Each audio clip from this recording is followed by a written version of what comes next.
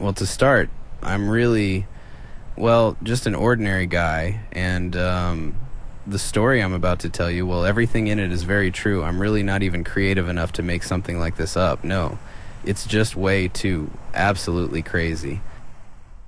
Like I said, I'm just a pretty normal guy. I never really accomplished much other than my martial arts training and competitions growing up. I had a load of training, started young, around 12. I even fought in MMA and Muay Thai. I learned discipline and tradition.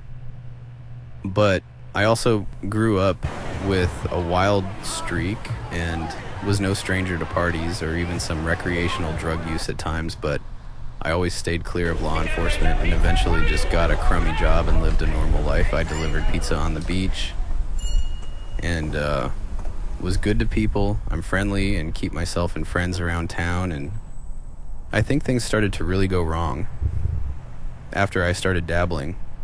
Well, okay, a little more than dabble. Practice occult rituals. See, I had no answers to what exactly was happening to me. And the books on occult and ancient wisdom, not to mention I looked into almost every religion till I came across the dark mirror rituals. These were rituals done alone. Unlike the outer body experience, dream exercises, and climbing the rope, this wasn't new age stuff at all. It was old age, very old, going back to the age of Sir John Dee and Crowley, of course. These methods incorporated scrying and summoning of demonic entities through ritual magic. This was very dark, weird stuff. This was probably my biggest mistake ever in my entire life, and I wanted to write this down sort of as a way to keep a journal of these dreams, hopefully helping me make sense of why or what is happening to me. I could never have imagined there might be some purpose in my life.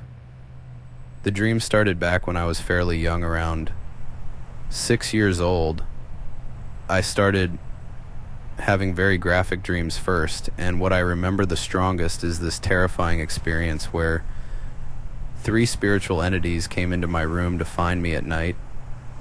They never seemed to cause me any direct harm, so I don't know why I was so afraid.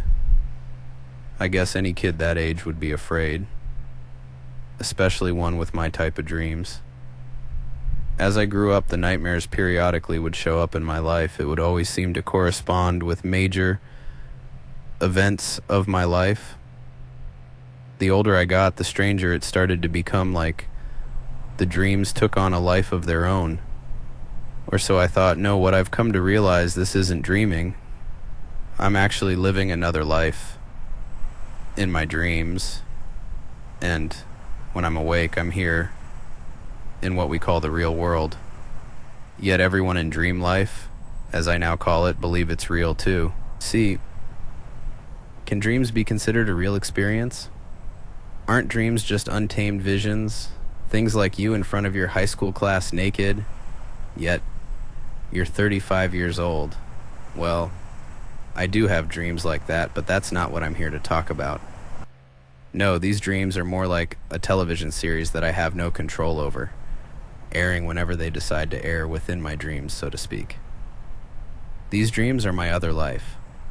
They follow a somewhat loose chronological order, but I get the gut feeling they are actually happening simultaneously as I sleep in real life.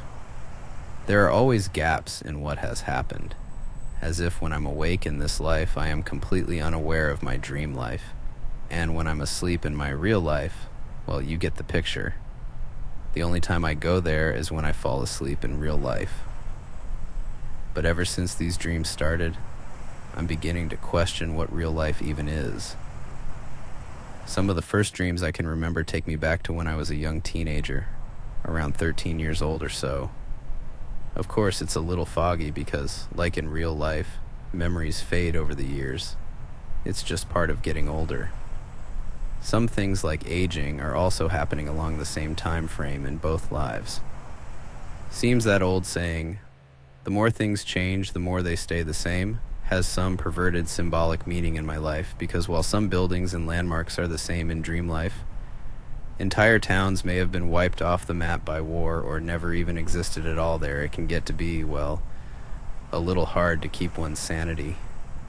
And I guess writing this story is my way of hanging on to the reality we all think of as real life. One thing is definitely always the same in both worlds. I'm always on the move. Traveling. I never stay in one place for too long in my dream life. And the same goes for my real life somewhat. There are other similarities in dream life. For example, I have a sister named Nicole. She has the same personality, the same color hair, and the same color eyes. She has the same attitude and the same number of children. Yet, some things are different, very different. In my dream life, everything is on the same planet, but everything is so different. The same roads might be there, but with no houses or people because everything was broken, and I mean really messed up. Post-apocalyptic might be a better description. There is widespread poverty, much like the third world countries of real life. The haves and have-nots of this world seem to permeate over into that world of dreams too. No rest for the wicked, they say. The whole of North America seems to be mostly wilderness and ruins. A few city-states eventually became kingdoms, like in the feudal age. Yet there are a few remnants of modern technology, but nothing more advanced than, say, like the late 1990s or so.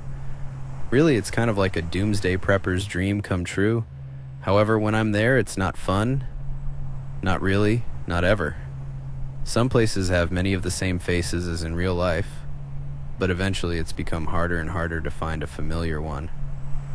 Something I might recognize, like a symbolic lighthouse of sorts to help guide me through both of my lives. Actually, from time to time, some things have become literally markers that I use to remind myself that I am in a dream, something I picked up in real-life dream therapy. Well, not a total loss of $2,000, but so many wasted hours I'll never get back. Seriously, though, the only thing that I fear in these dreams is the same damn thing that scares me in real life. And that is being lost, yet I don't mean just lost in direction. I mean utterly lost in life, too. Not knowing what to do, where to go, what job to take. The kind of lost in the woods where you literally have no idea which way leads home. Or worse, how you're going to pay rent this month. It's a type of fear that we all recognize. The fear of the unknown. It's our fear of dark places or of deep waters, and for me especially. Strange faces.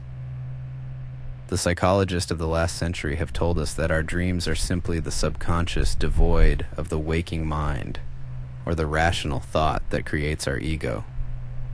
Effects of the self-aware bicameral mind, they call a brain.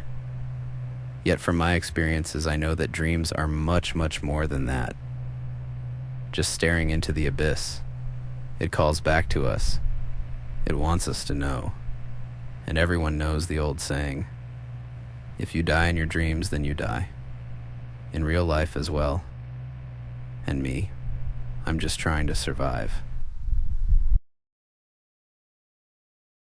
This world's a canvas painted in gray, city of shadows where the lost souls play. I wield my blade through the smoky night, fighting off monsters that steal the light. Teeth of the dark, they gnash, they gnaw. I'm dodging the claws, breaking their law.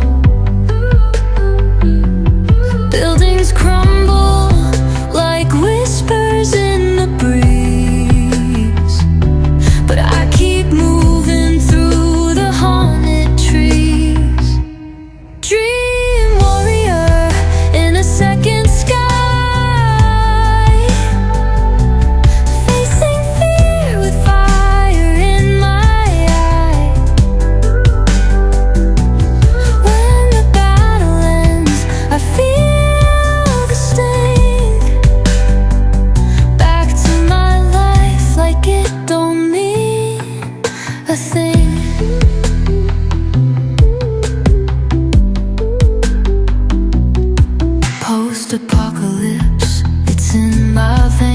every night I replay the pain.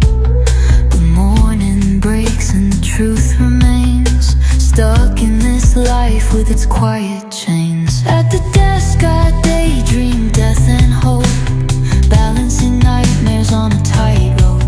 Paper mountains are my battlefield song, but my soul's still fighting where I belong. Dream warrior in a second sky, facing fear and fire in my eye. When the battle ends, I feel the sting. Back to my life like it don't mean a thing.